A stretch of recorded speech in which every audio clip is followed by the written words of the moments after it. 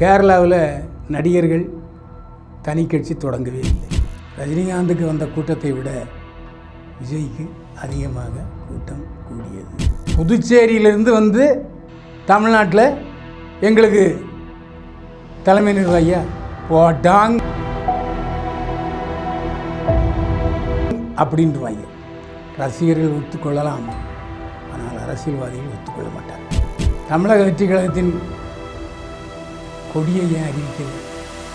அப்போது அவருக்கு அரசியல் தெரியும்.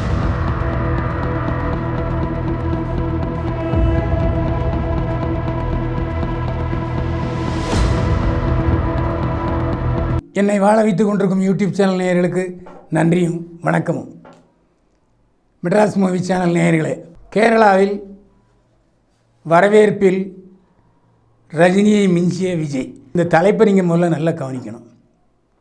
கேரளாவில் வரவேற்பில் ரஜினியை மிஞ்சிய விஜய்ன்னு தான் சொன்னேன்.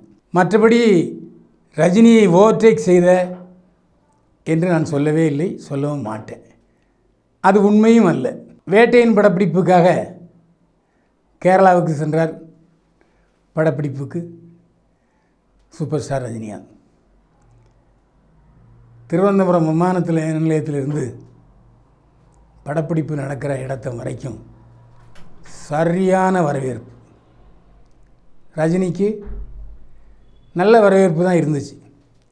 ஆனால் இப்போது கோட் படத்தின் படப்பிடிப்புக்காக தனி விமானத்தில் சென்னையிலிருந்து திருவனந்தபுரம் சென்ற ரஜினிக்கு அமோக வரவேற்பு. அதாவது ரோட் ஷோ மாதிரியே திருவனந்தபுரத்திலிருந்து அவருடைய லாட்ஜுக்கு சரியான க்ரௌடு. என்னை பொறுத்த வரைக்கும் கேரளாவில் ஃபேன்ஸ் எல்லாம் அதிகமாக கிடையாது. கேரளாவில் நான் பல படங்கள் ஷூட்டிங் போயிருக்கேன். ஷூட்டிங் இடந்தா ஓ ஷூட்டிங்கோ அப்படின்னு போயிட்டே இருப்பாங்க, கேரே பண்ண மாட்டாங்க. அதனால தான் பார்த்திங்கன்னா கேரளாவில் நடிகர்கள் தனி கட்சி தொடங்கவே இல்லை. ஏதாவது ஒரு கட்சியில் சேர்ந்து வேணால் எம்பி ஆகிருப்பாங்க. நான் ஏன் இதை சொல்கிறேன்னு சொன்னால், கேரளாவில் அவரவர் வேலையை பார்ப்பாங்க. நம்மால் தான் போஸ்டர் ஒட்டுறது, பேனர் அடிக்கிறது, அது இல்லாமல் பால் ஊற்றுறது, இதெல்லாம் பண்ணுவோம். அப்படிப்பட்ட கேரளாவில் விஜய்க்கு ரசிகர்களுடைய வரவேற்பு அபரிமிதமான வரவேற்பு. அதில் இல்லைன்னு சொல்லவே முடியாது. இன்னும் சொல்லப்போனால் ரஜினிகாந்துக்கு வந்த கூட்டத்தை விட விஜய்க்கு அதிகமாக கூட்டம் கூடியது. ஆனால் இதில் உள்குத்தும் இருக்கலாம். ஏற்கனவே இவர் திருவனந்தபுரம் வராரு அப்படிங்கிற முன்கூட்டியே அங்குள்ள கேரளாவில் உள்ள விஜய் ரசிகர் மன்றத்துக்கு சொல்லி அனுப்பி எல்லாம் வாங்கடா, ஏன்னா தலைவர் தமிழக வெற்றி கழகத்தை ஆரம்பிச்சிட்டாரு, அதனால் ஒரு மாபை காட்டணும், ஒரு பந்தாவை காட்டணும்னு சொல்லி ரசிகர்களை கூட்டியிருக்கலாம். இதிலும் உண்மை இல்லை என்று சொல்ல முடியாது. விஜயை பொறுத்த வரைக்கும் அவர் மீசை எடுத்தது ரசிகர்களுக்கு ஆரம்பத்தில் பிடிக்கல. இப்போ அந்த ஸ்டில்லையே பார்த்து பழகிட்டாங்க ரசிகர்கள். இந்த படத்தில் நிறைய ஸ்டார் காஸ்ட் இருக்குது. கோட் படத்தில் விஜயை நம்பி மட்டும் அந்த படம் எடுக்கவில்லை, அதான் உண்மை. வேட்டையின் இந்த படத்தில் ரஜினிகாந்துடன் அமிதாப் பச்சன் இணையாகிறார். எதுக்கு சொன்னேன்னா, இப்போல்லாம் நடிகர்கள் இப்போ தமிழ்நாட்டில் விஜய்க்கு ரசிகர்கள் இருக்காங்கன்னு சொன்னால், ஆந்திராவில் இருப்பதற்கு ஆந்திரா சூப்பர் ஸ்டாரை போட்டுக்கிறாங்க, கேரளாவில் படம் விடணுங்கிறத கேரளா சூப்பர் ஸ்டாரை போட்டுக்கிறாங்க. அப்போது இந்த படத்தில் தமிழ் படத்தை பொறுத்த வரைக்கும் பிரசாந்த் ஒரு நடிகர், பிரபுதேவா ஒரு நடிகர் இயக்குனர், அது இல்லாமல் மைக் மோகன் 80களில் சூப்பர் ஸ்டார். கமலஹாசன் இந்தி படத்துக்கு போன சமயத்தில் இங்கே அதிரி புதிரி பண்ணவர் மைக் மோகன், அவரும் இந்த படத்தில் இருக்கிறார். ஆக 4 நடிகர்கள் ஒன்றாக சேர்ந்து கோட் படத்தில் நடிக்கிறாங்க. எனவே வெற்றியில் ஒவ்வொருவருக்கும் ஒரு குறிப்பிட்ட சதவீதம் உண்டு, அதில் எந்த சந்தேகமும் இல்லை. இப்போது அவர் தமிழக வெற்றி கழகத்தை ஆரம்பித்திருக்கிறார். நான் உங்களுடைய கருத்தை தான் சொல்கிறேன். இப்போது எம்ஜிஆர் கட்சி ஆரம்பித்தார். தமிழ்நாட்டில் உள்ள எம்எல்ஏக்களை நம்பித்தான் ஆரம்பித்தார். 5 எம்எல்ஏக்கள் திமுகவிலிருந்து அதிமுக வந்தாங்க. அதேமாதிரி கமலஹாசன் கட்சி ஆரம்பித்தார். ஆரம்பத்தில் வேணுங்கிறதுக்காக சிநேகன், ஸ்ரீபிரியா ஆகியோரை சேர்த்து கொண்டார். ஆனால் விஜய் மட்டும் புதுச்சேரியிலே ஒரு துக்குடா புதுச்சேரியிலே ஒரு புஷிங்கிற தொகுதியில் உள்ள புஷியானதை நம்பி தமிழ்நாட்டில் தமிழக வெற்றி கழகத்தை நடத்தி விடுவாரா? நிச்சயமாக முடியாது. ஏனென்றால் புதுச்சேரியிலிருந்து வந்து தமிழ்நாட்டில் எங்களுக்கு தலைமை நிர்வாகியா போட்டாங் அப்படின்றவாங்க. ரசிகர்கள் ஒத்துக்கொள்ளலாம், ஆனால் அரசியல்வாதிகள் ஒத்துக்கொள்ள மாட்டார்கள். 20 லட்சம் பேர் 50 லட்சம் பேர் சேர்ந்து விட்டார்கள் இணையதளத்தின் மூலம் தமிழக வெற்றி கழகத்தில் என்று பெருமைப்பட்டுக் கொள்கிறார்கள். பெருமைப்பட்டுங்க ஐயா. யாராவது ஒரு அரசியல் தலைவர் அந்த கட்சியில் சேர்ந்துருக்காங்களா இது வரைக்கும்? ஏன் ஒரு 4-5 அரசியல் கட்சி தலைவர்கள் சேர்ந்தால் தான் அவங்க கூட ஒரு 1000-2000 பேர் வருவான், ஒர்க் பண்ணுவான். முகந்தெரிந்தவர்கள் விஜயை விட்டால் தமிழக வெற்றி கழகத்தில் யார் இருக்கா? அப்போ எப்படி? இப்போ ரோட்டில் ஒரு வட்டச் செயலாளர் போகிறாருன்னா கூட ஒரு 4 பேர் போவாங்க. அந்த மாதிரி தான் இன்னமும் கொடி அறிவிக்கப்படவில்லை. அவர் அடையாள அட்டை வெளியிட்டுட்டார். தமிழக வெற்றி கழகத்தின் கொடியை ஏன் அறிவிக்கலை? அப்போது அவருக்கு அரசியல் தெரியலை, முழுமையான அரசியல் தெரியவில்லை.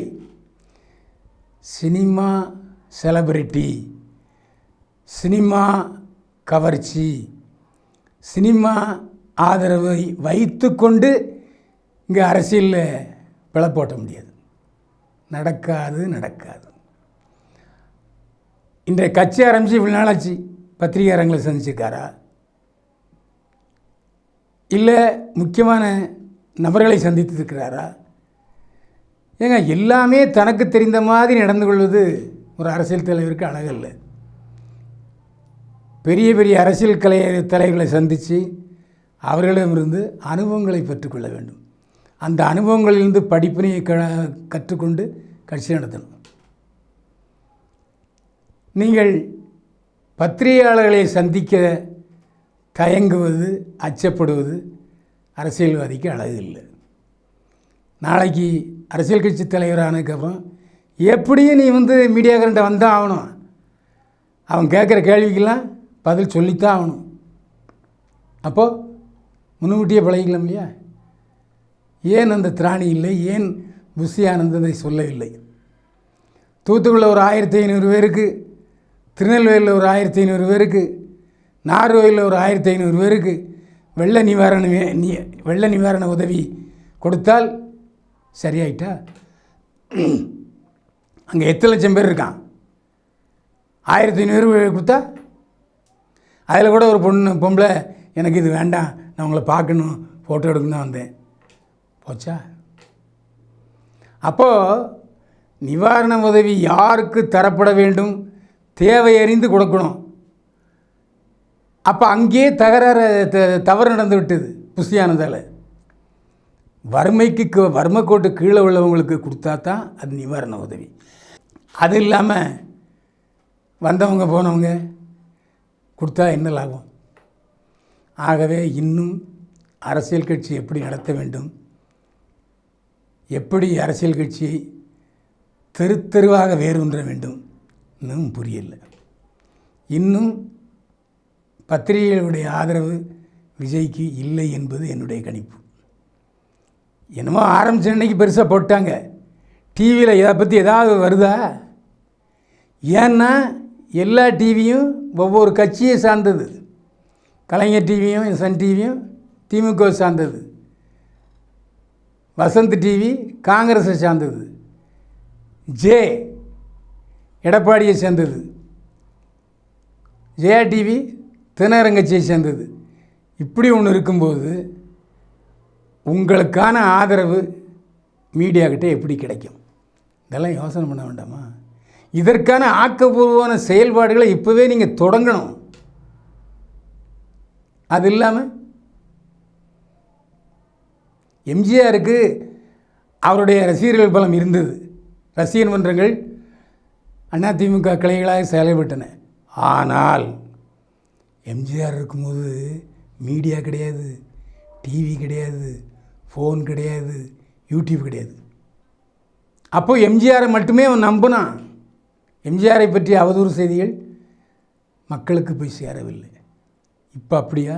விஜய் பொண்டாட்டியோட வாழலை, விஜய் பையனே விஜய் மதிக்கலை, விஜய் மகனுக்கு சப்போர்ட் பண்ணலை, இப்படிலாம் பரபரப்பாக ஊதிக்கிட்டு இருக்காங்க மீடியாக்காரங்க. இதெல்லாம் எப்படி சுத்தப்படுத்த போகிறீர்கள் இன்னும் ஒன்றும் புரியலை. எனவே வரவேற்பில் ரஜினியை மிஞ்சிய விஜய் மனிதாபிமானத்தில் ரஜினியை மிஞ்சவில்லை, மிஞ்ச முடியாது. பத்திரிகையாளர்களை அடிக்கடி சந்திக்காவிட்டாலும் பத்திரிகையாளர் பார்த்தா ஹாய் அப்படின்னு சொல்லிட்டு போகிற ரஜினி இல்லைன்னு சொல்ல முடியுமா? ஆனால் நம்மால் இருக்கிற தளபதி விஜய் இப்படி தலையை குனிஞ்சிக்கிட்டே போயிடுவார். ஏன்னா பார்த்தா வணக்கம் உண்டுமே, அதுக்காக. எனவே தான் சொல்கிறேன், உங்கள் மனிதாபிமானத்தை வளர்த்து கொள்ளுங்கள். நீங்கள் நடிகர் அல்ல, நடிகருக்கு ரசிகன் செலவு பண்ணுவான். இப்போ நீங்கள் அரசியல் கட்சி தலைவர் ஆகிவிட்டீர்கள். அரசியல் கட்சி தலைவர் தான் உங்கள் தொண்டர்களுக்கு செலவு பண்ணணும். இந்த மாதிரி நிறைய விஷயங்கள் இருக்குது விஜய். அடுத்தடுத்த பதிவுகளில் பார்ப்போம். யதார்த்தமான பதிவுகளுக்கு மெட்ராஸ் மூவி சேனலை சப்ஸ்கிரைப் பண்ணுங்கள், ஷேர் பண்ணுங்கள். மீண்டும் சந்திப்போம். வாழ்க வளமுடன்.